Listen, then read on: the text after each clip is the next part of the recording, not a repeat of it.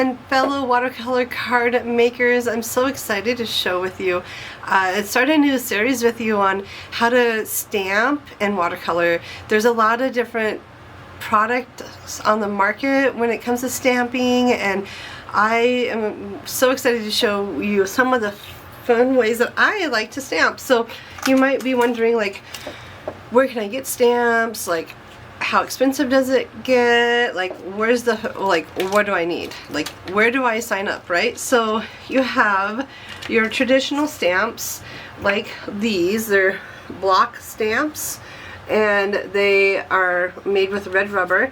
You can still get these. I find them a lot at garage sales and like some craft stores I think still have them, like Michael's still has them, but they're just red rubber. They're very loved. You can kind of see the back of them. They're really well loved and way fun, but these are not the ones that I use often. I don't use these too often. I actually use red rubber cling stamps. They have the foam on the back and the red rubber on the front, and they're my favorite, absolute favorite. This one, the stamp set, came from Tailored Expressions, and it's the Field Notes set. It's one of my favorites. You can get them online. They also have a studio in Ankeny, Iowa, that if you were ever in Ankeny, Iowa, you could definitely go to that studio. And then the third types of stamps that we think that I like to use are clear rubber stamps. This one came from Colorado Craft Company. It might make sense to put the white on the background so you can see it a bit more, but these are clear stamps, and they come off on this thing right here. You can just kind of, this one's a really big one, but it'll just come off. And then you can use a stamping platform, which I'll show you in a little bit how that works. So, and also with the red rubber, so with the clear stamps and the red rubber stamps, the cling stamps, you want to use what we call a MISTI or a platform, and you put your stamp on here and then stamp it.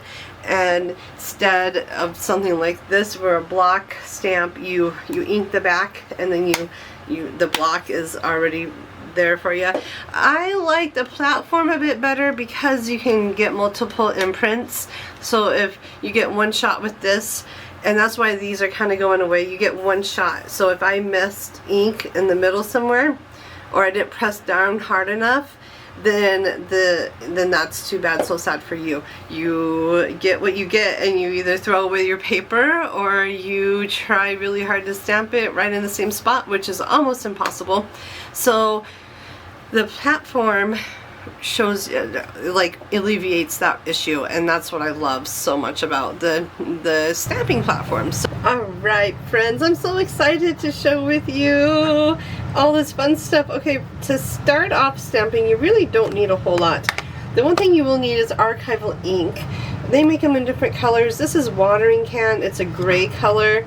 I like gray because it's not as stark as black, but I also have a jet black ink pad and archival ink from Ranger that I use often as well. And then we have three different types of stamps. We have a wood block stamp that you can get like at garage sales or thrift stores or consignment shops. Like, they're all over the place. These have been around for ages, and I still keep some of them because I just love the artwork, and it's hard for me to get rid of a good stamp. So there's that one. The other ones that I use about 90% of the time is cling red rubber. I love red rubber stamps because they stamp well. The foam is like really good quality, and I can just stamp and go. It's really easy. I can manipulate where I want them to be on my paper, and they're just excellent quality stamps. This one in particular is the Sketchbook Florals from Field Notes and Tailored Expressions.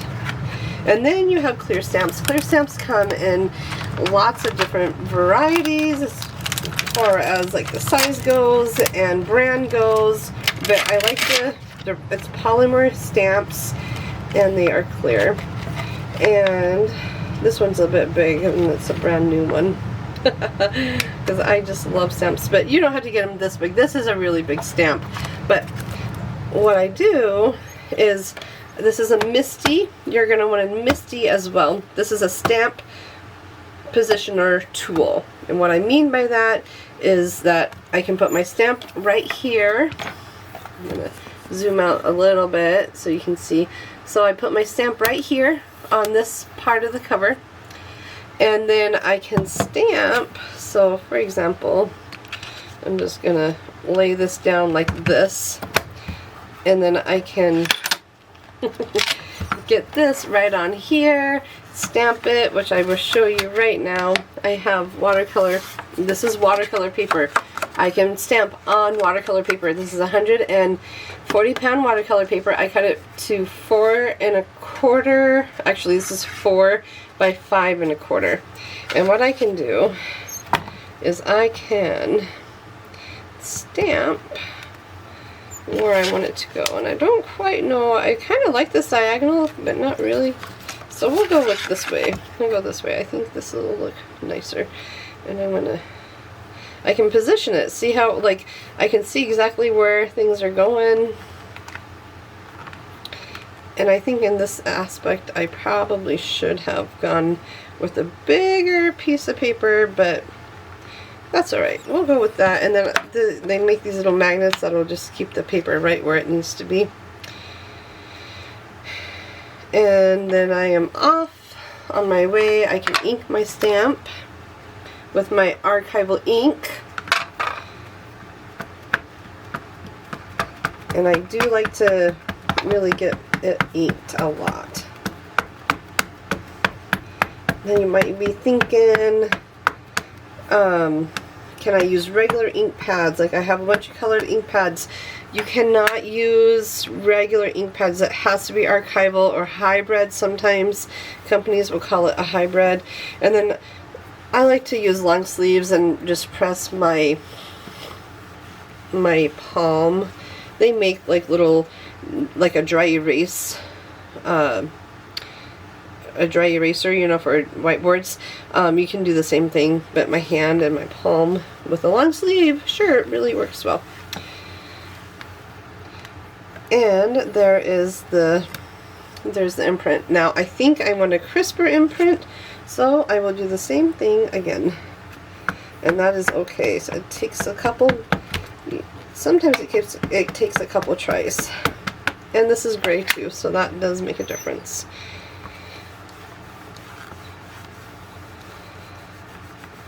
Okay, let's try that. Oh, that looks lovely. There we go. And now,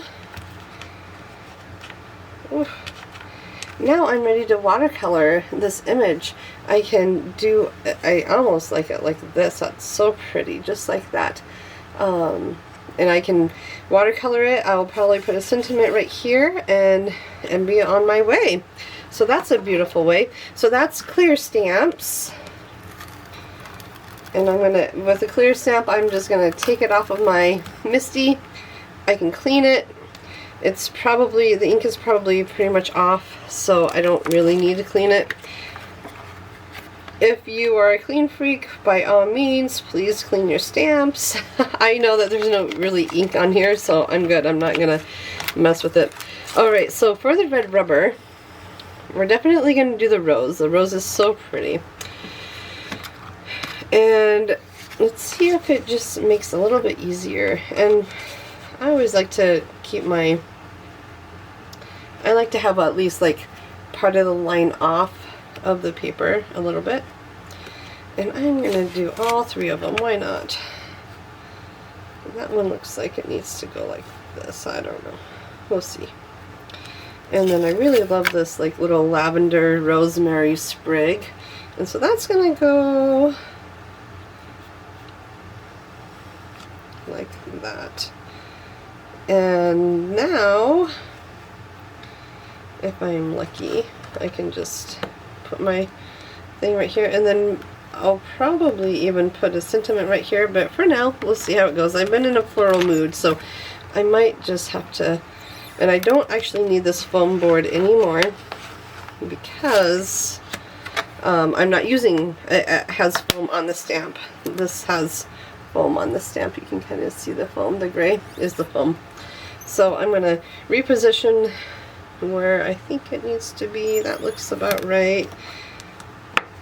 And I can ink it up. I love my MISTI. I think I've had this for 4 or 5 years now, and it has held up really well. So again, just gonna kind of press, hold. You'll see the difference between the red rubber and the clear stamps. If you don't have much patience, you might want to just stick with the red rubber, because there is a perfect crisp imprint of the stamp. I don't have to restamp it because it's perfect. I love red rubber for that reason. So there's that one. Now one final one, and sometimes if I think there's ink, I'll just press it on this paper. There's no ink on it, so I'm good. There's that one, and they just go back on the sheet like that. So easy. One more. Like, you can tell that this is exactly what I do, because I do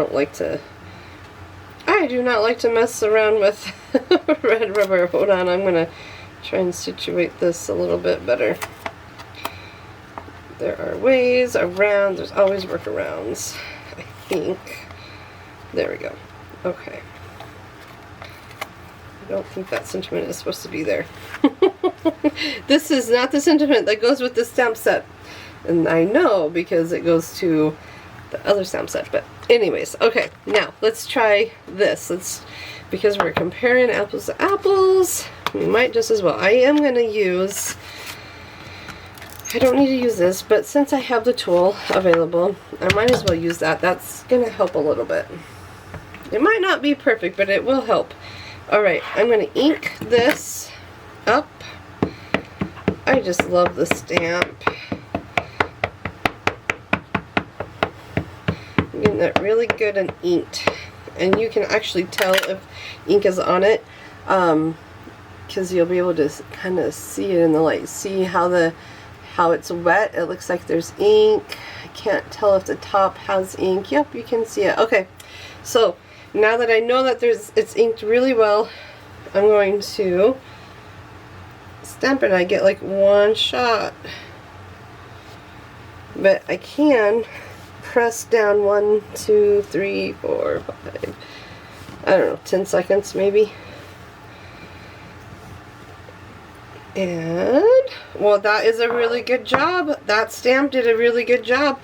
So I could definitely paint that and send a card out that way, and that's going to be beautiful. So don't discount the block stamps.